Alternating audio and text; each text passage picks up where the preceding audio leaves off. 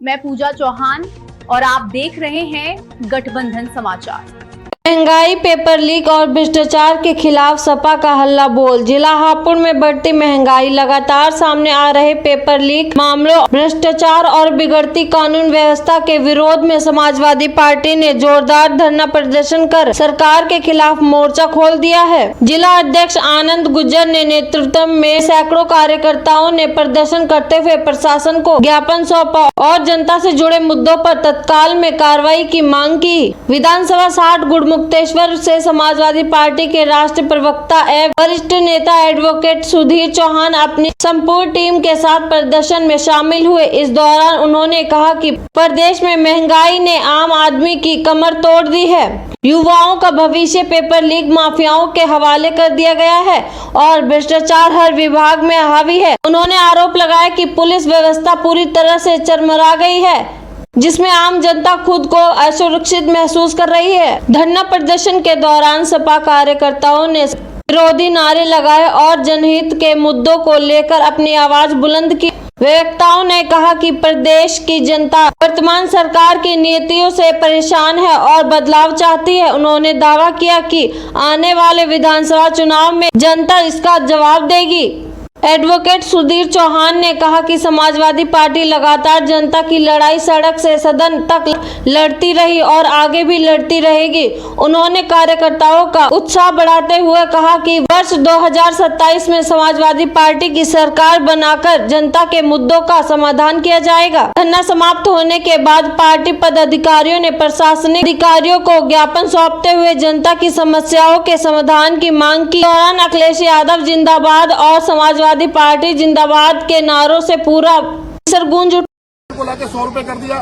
और एक बात समझ में नहीं आती कि देश के जो हमारे प्रधानमंत्री हैं वो ऐसे सेंटा क्लॉज पैदा हुए हैं कि विदेश में जाते हैं तो मेलोडी की टॉफी लेकर जाते हैं, लेकिन जब भारत में वो सेंटा क्लॉज होते हैं तो जब हम सुबह उठते हैं तो कहीं न कहीं महंगाई का झटका हमें देखने को मिलता है।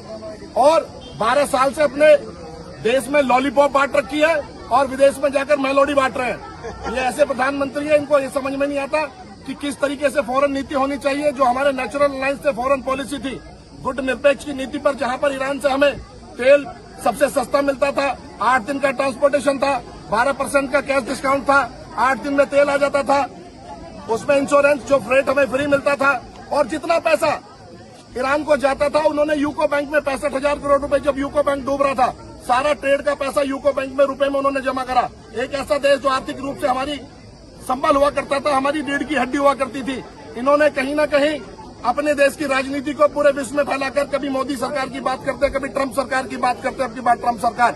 लेकिन ये व्यक्ति केवल आत्ममुग्ध व्यक्ति है जो पूरे विश्व में घूमता है, ना फॉरेन पॉलिसी का पता है। इजराइल जाते अगले दिन ईरान पर हमला हो जाता है। एनएसए जो है वो ऑफिसर न होकर कहीं न कहीं इनकी कठपुतली बनकर काम कर रहा है। फॉरेन मिनिस्टर फेल है।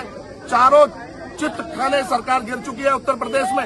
एनकाउंटर माफिया, जाति के आधार पर एनकाउंटर किए जाते हैं, जहां सजातीय लोग आते हैं उन पर वहां पर एनकाउंटर नहीं किए जाते। कहीं ना कहीं 24 घंटे मुख्यमंत्री का बयान आएगा तो नमाज पर बयान आएगा, ईदगाह पर बयान आएगा, मंदिर पर बयान आएगा, मस्जिद पर बयान आएगा, लेकिन जो सोशल रेस्पॉन्सिबिलिटीज है, जो सरकार के कार्य हैं, और तो और मैं आज आपके माध्यम से आगाह करना चाहता हूं कि अगले 10 दिन में किसानों को डीएपी नहीं मिलेगा। अब यूरिया मिल रहा है, डीएपी जो अब समय आ गया है कि हमारे जो हमारे गन्ने के खेतों में डीएपी डालनी है, वो डीएपी डालने के लिए नहीं मिलेगी। तो कहीं ना कहीं चारों तरफ से जो रोजाना उठकर सिलेंडर के दाम बढ़ा दिए जाते हैं, महंगाई का बम फोड़ दिया जाता है। सरकार ये बिल्कुल ध्वस्त हो चुकी है। इसी के विषय में एक प्रमुख विपक्षी दल होने के नाते उत्तर प्रदेश का हमारी ड्यूटी बनती है कि हम सरकार के मुद्दों तक, प्रशासन तक पहुंचाएं। उसी के लिए आज धरना प्रदर्शन हुआ। समाचार पूजा चौहान के साथ। चैनल को लाइक, शेयर और सब्सक्राइब जरूर करें।